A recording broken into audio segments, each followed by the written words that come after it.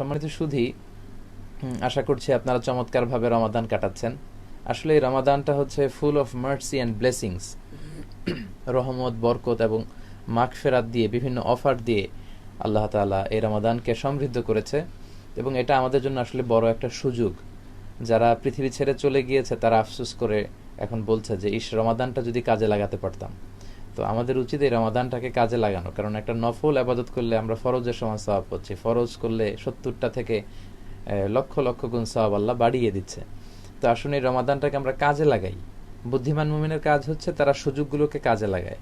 আমরা অবহেলা করে, আড্ডাবাজি করে, ফুটবল খেলা দেখে আমরা যাতে সময় নষ্ট না করি, আমরা যেন এই প্রিভিলেজ যেটা আমরা পেয়েছি, অপরচুনিটি, এটাকে কাজে লাগানো উচিত। বিষ্ণু ইসলাম সবসময় বলতেন যে তোমরা সুযোগ কাজে লাগাও, সুযোগগুলোকে কাজে লাগাও।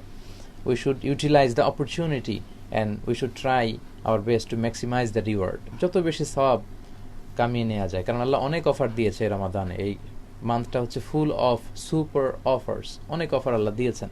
বিষ্ণু বলতেন এই অফারগুলোকে কাজে লাগাও, সুযোগের সদ্ব্যবহার তোমরা করো। বিষ্ণু বলতেন যে ইগতানিম খামসান ক্বাবলা খামসিন, 5টি বিষয়কে 5টি বিষয় আসার আগে তোমরা গনিমত মনে করো, প্রিভিলেজ মনে করো। 1 নম্বর হচ্ছে হায়াতাকা ক্বাবলা মাউতিক, তোমার মৃত্যু চলে আসার আগে তোমার জীবনটাকে তুমি কাজে লাগাও।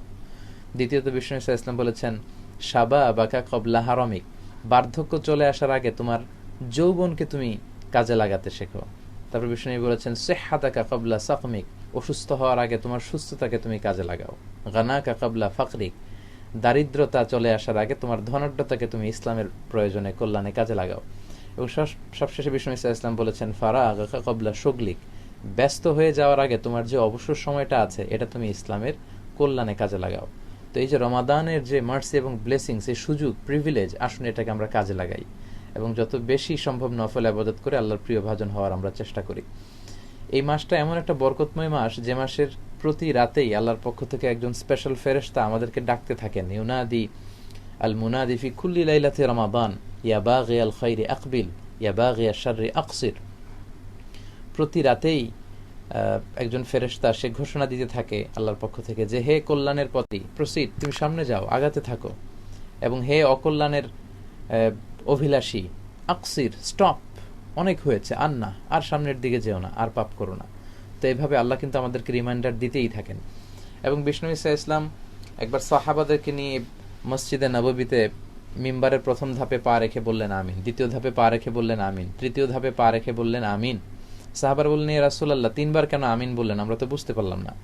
তো বিষ্ণু ইসলাম বললেন আমি যখন প্রথম মিম্বারে পা রেখেছি, সাইয়েদনা জিব্রাইল এসে বলেছে যে যারা রমাদান পেয়ে নিজের গুনাহকে ক্ষমা করতে পারলো না তাদের উপর আল্লাহর ধ্বংস, তারা জাহান্নামে যাবে, তাদের উপর আল্লাহর লানত। আমি বললাম আমিন। দ্বিতীয় স্টেজে যখন পা রেখেছি, জিব্রাইল এসে বলেছে যারা মা বাবাকে বৃদ্ধ অবস্থায় পেয়ে তাদের ইহসান করে, তাদের প্রতি সৎ আচরণ করে, খেদমত করে যারা জান্নাত কামাতে পারলো না তাদের উপর আল্লাহর লানত। আমি বললাম আমিন।